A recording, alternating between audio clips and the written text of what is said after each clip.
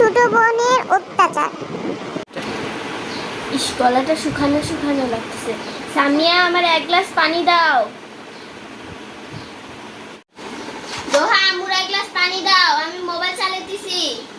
বড় বোন আমাকে সব কাজই করতে বলে, আমি কি পাগল?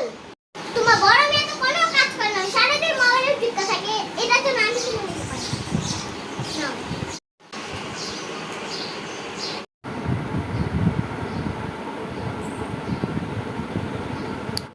কেমন লাগলো মজাটা? এখন তুমি সারাদিন মোবাইল দেখবে না, কাজ করবা। আমার দিয়ে কাজ করানো, এখন তোমার কাজ করা বের হবে। তুমি আমুরে যা কি বলছো? আমি মোবাইল চালাতেছিলাম। দোহা তো আমার তো সব সত্য কথা বলছে, তুমি দোহার সাথে চিল্লাচিল্লি করতেছো কেন?